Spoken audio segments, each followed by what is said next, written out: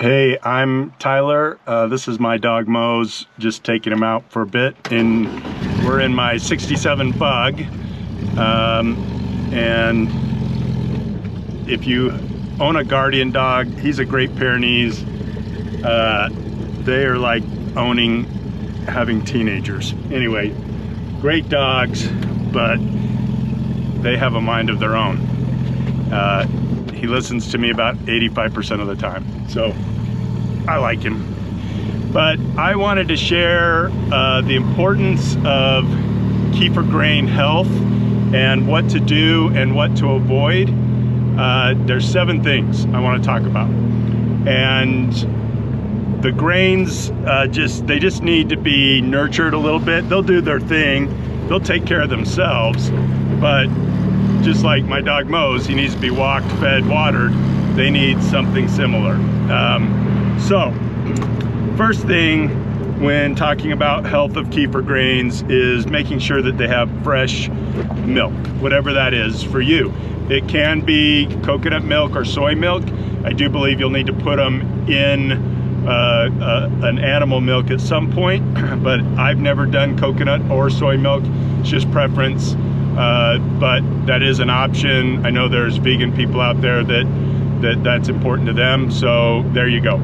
But the fresh milk, that's where the kefir grains live. And what kefir grains are, it's a symbiotic community of lactic acid bacteria,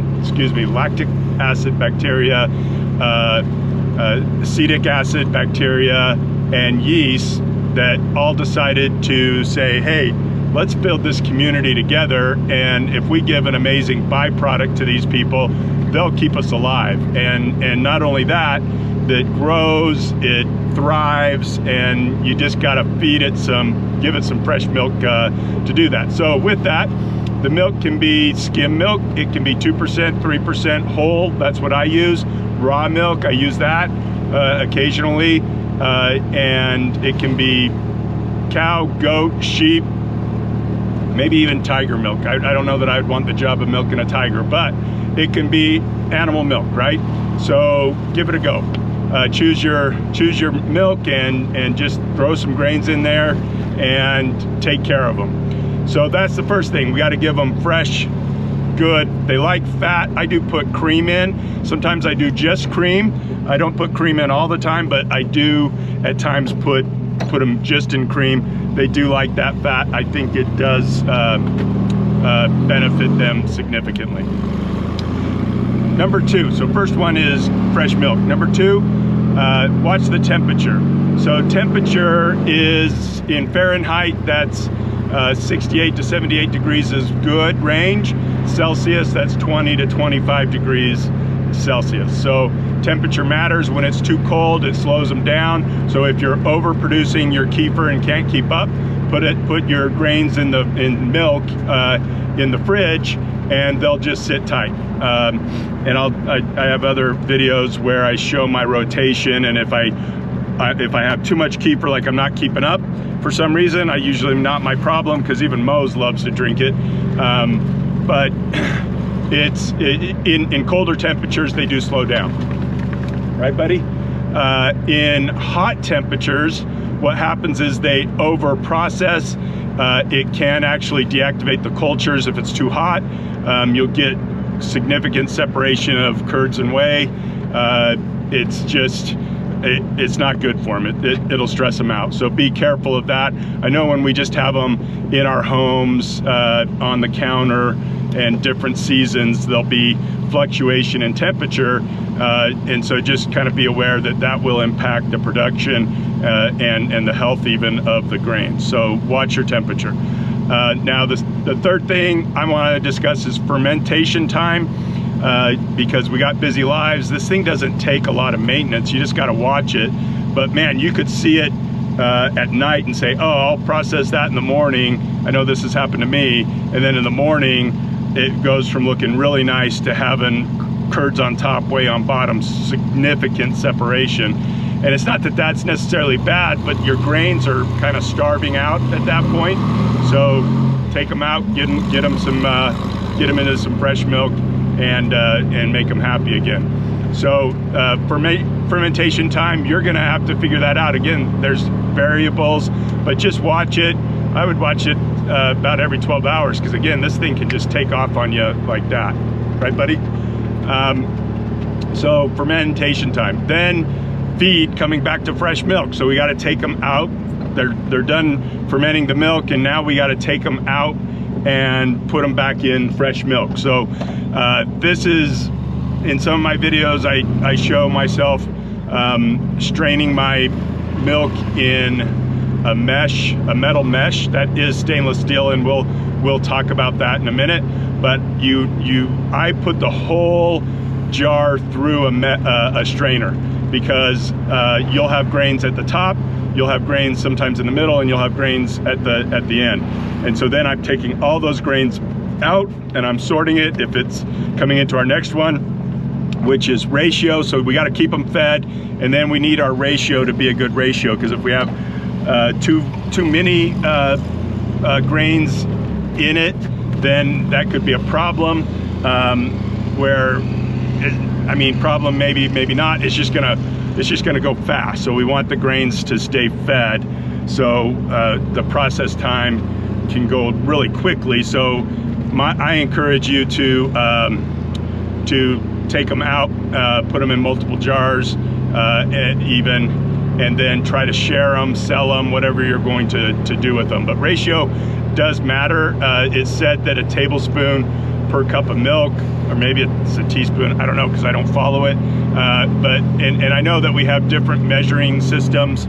So in the United States, we're dealing with cups, quarts, half gallons, gallons. In other parts of the world, it's liters, and I don't know what a liter is. I wasn't taught that. I apologize.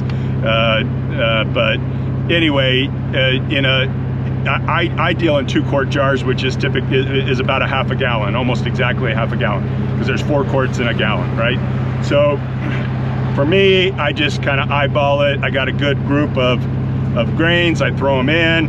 As it continues to multiply, I take them out. I will freeze them. I'll try to give them away. But anyway, ratio does matter at the end of the day. Because if you don't have enough, it's not going to quite get you there. And if you have too much, it's going to process super quick. So just keep an eye on it, and you're better off, in my opinion, separating them out, not having too many. Okay, back to my strainer issue. Because when I do videos, I show me making it, and I have a stainless steel strainer, and I always get comments, which is fine. I really appreciate people trying to look out for me. But with the metal rule is dealing with reactive metals. So your reactive metals are things like copper, aluminum. Sorry, UK friends, I just butchered that word. In the States, we say aluminum, and I know that you probably say it correctly, but that's how I was taught to say, so it's the sins of my parents. Anyway, aluminum is a reactive metal. Copper is a reactive metal. This is an acidic drink, and when you put it with metals that will react, they will react, and over time, that will damage your grains. Stainless steel is not a reactive metal, so you're fine to use it. But if you don't believe me, which you've got no reason to believe me, and I have been wrong before, but I haven't ever had issue with it, I'm going to continue to use stainless steel. Plastic's fine, wood is fine, glass is fine. So do what you feel and your conscience feels that you should do for your grains, because we like our grains, right? The last thing then is contamination. We want to make sure that the jars and the things that we're using that are going to touch our kefir and our grains are clean. They don't have residue on them. You know, in the States, we have a lot of the cities will do different things with the water. So I don't typically drink water out of a tap even. I filter it, because they're putting, you know, whatever stuff in it, chemicals in it, so that we have clean water. But you know, I mean, it's small amounts, but I try to keep my stuff clean. I try to make sure that I don't have soap residues. If you put I put a lid on my grains. I know a lot of people put cheesecloth or a filter, a coffee filter or something over the top. There is potential, although not high probability, but it still can happen that that you can get cross-contamination, either from other yeasts in the air that aren't the yeast that you want, or whatever. And then So for what it's worth, I'm not going to try to discourage someone from using cheesecloth or coffee strainers, because I do think that's a good way to do it. I just put the lid on just to avoid that, and I kind of like a little bit of the zing that I get by doing that. Anyway, so the 7 things, right? So 5 of which we want to do. We want fresh milk, we want to watch our temperature, we want our fermentation time to be monitored, and then we want to feed our grains and have a ratio that's good, right? So that's 5 things, and then 2 things to avoid: reactive metals and contamination of any sort. Oh, they closed my road. What the heck? Anyway, that's it. Me and Mose, we're gonna go out and explore a little bit, if I can get to where I'm trying to go. I hope you all have a great day, and I love the comments. Thank you.